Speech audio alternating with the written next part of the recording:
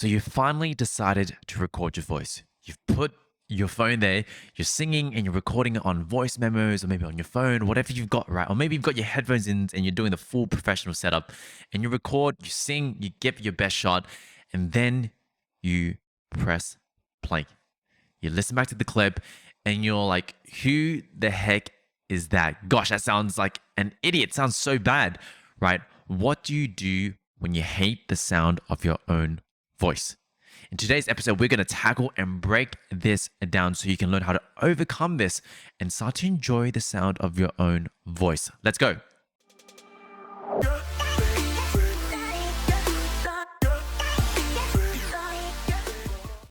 Hey everyone, welcome back to the Singing Simply Show. My name is Ivan, and on this show, we aim to demystify learning to sing. Make it as simple and as easy as possible. Because let's face it, learning to sing can feel tricky, it can feel challenging, especially when you're trying to do things on your own. So if this sounds like something that's up your lane, please follow and save this podcast so you can check out some of the other episodes as we go. Now, today's question, right?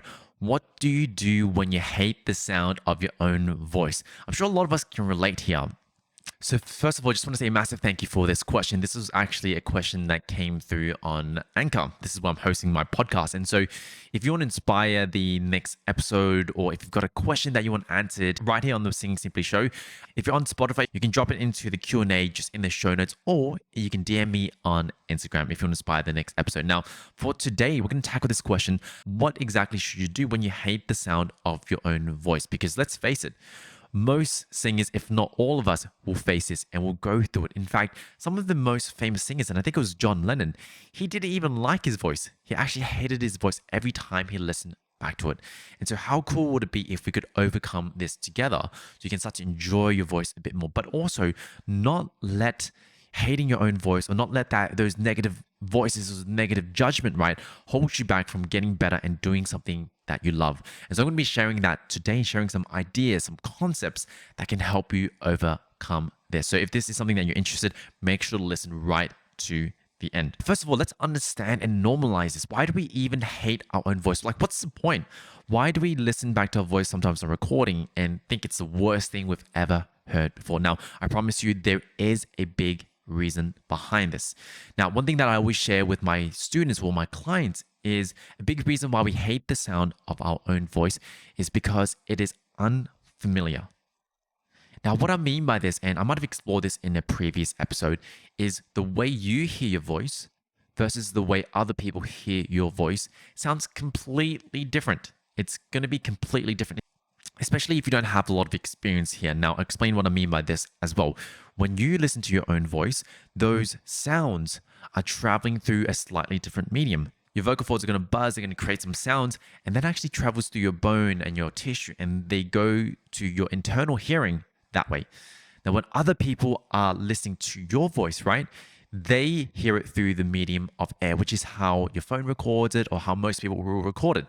And so just understanding that the way you hear things is very different, this is a big reason why we often dislike or hate the sound of our own voice. Because when we listen back to our own voice, it sounds very, very unfamiliar. And people often don't like unfamiliar. And so this is a big reason why you might be hating your voice. Now, another reason why we often hate our voice as well is it is very, very tricky for us to see our voice objectively. Now, what I mean by this is you're human. Right? You're a human, you've got emotions, you've got your own perceptions, you've got your own beliefs. Now, every time you perceive something, when you're looking at something, especially when it's related to you, there is an emotional attachment to it. It's going to be hard to see it objectively. You'll naturally filter it through all these beliefs, or these expectations, these perceptions of the world, your own perception of the world. And so then when you listen back to your own clip, you apply those as well. And sometimes this actually means you hate the sound of your own voice. Now, I wanted to tackle this first because let's just normalize why this even happens. You're not alone. You're not the only one going through this. We actually all go through this, in fact. But understanding that this is why it can happen, understanding you, understanding your brain, understanding how all of this work, it gives us permission to be okay with it so then we can tackle this. And I know this to be true because I had a client with me working with me in Summit, which is my 3-month singing program. And when we first started, every time we would vocalize, every time we would do some exercise or sing a song, he would overthink and, constantly stop himself, think, make comments about his own voice to the point where it was almost interrupting our singing lesson every single time. Now, as we dive deeper, it was just purely because he didn't like the sound of his voice. Every time he listened to it or every time something came out, he would just judge the heck out of him. Now, from an outsider's perspective, I actually thought he had a pretty good voice. I actually thought he had a pretty good voice, right? But the thing that kept holding him back was his own expectations, his own perceptions, his own judgment of his voice. Now, this is totally cool because if you're listening to this podcast, you're probably doing this to your own voice as well. And we just got to recognize it because once you are aware, then you can solve the problem, right? Once you understand that, all these things that are happening, there is a reason, there is a rationale, there's a logic behind it, then we can unravel it and solve it. So then the question becomes, how do we overcome this hurdle of hating the sound of our own voice? So then we can learn to enjoy our voice more. But then when we start singing, when we start practicing, things actually become more fun. And so I mentioned before, a big reason why we hate the sound of our own voice is because we get so emotionally tired. We always become quite subjective when we listen back to our own voice. And so if we flip this to the other side, the answer here is how do we get less emotional about our voice and how do we become more objective? So one idea that I have for you guys is this. I want you to get more specific.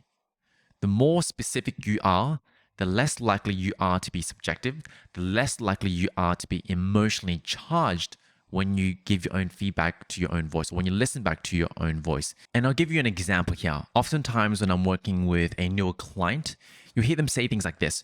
I just don't like the sound of my voice. I just don't like the sound of my voice. It sounds bad. And then they might hate on their own voice. But notice here how the statement is quite generic, right? How do we make it more specific? Now, here's a little exercise or maybe even a question that you can use to overcome this. Oftentimes I'll get my clients to ask themselves this question. As you're listening back to your clip, as you're listening back to your performance, I want you to ask yourself this. What's one thing specifically about this performance that I don't like? It's okay to not like a performance, but you got to get more specific. Was it a specific note was flat? Maybe on a specific place it was quite strainy, right? Maybe on a specific note, your accent came in, right? Now, the reason why I want you to do this, right, is when you get real specific here, then all of a sudden we can come up with solutions. And then when you can find solutions, when you realize that your voice is not stuck the way it is, you start to enjoy your voice a bit more. You start to enjoy your voice actually, in fact, a lot more because all of a sudden you see the potential that it has. And so try out this little exercise or this little idea. Next time you perform, record yourself. Next time you sing, I want you to record yourself again. Record yourself again. Record that short verse, that short line. And I want you to ask this question. What's one thing specifically about this that I don't like? It's okay for you to not like it, right? But what's one thing specifically that I don't like? And write it down. Write it down. The fact that you're doing this means you're already one step closer to resolving that issue. And so hopefully this answers your question of what to do when you hate the sound of your own voice. If in doubt, make it more specific. Get more specific because when you get down to that level, then you start thinking about how do we actually overcome these hurdles? Because guess what? Your voice is not limited. There's so many cool things you can do, right? So many cool things. In fact, when I first started singing, my very first singing teacher told me to go see a doctor. And so it just shows you how much room you have to grow and improve, even if you hate the sound of your voice right now. And so team, hopefully this brings value to you. And if you found today's episode useful, what I really, really appreciate is share this episode with your circle, with your friends, your family. An easy way is share a screenshot on your Instagram stories and tag me, right? I always love to get connected with you. The reason why is more support I can get from you, the more I can share this message and serve more people. So if this is cool with you, please tag me on Instagram with a screenshot of this podcast. It just helps me grow and helps these messages, these content, these ideas be heard by more people. So apart from that, remember you are not your limitations. Take care and I'll see you real soon.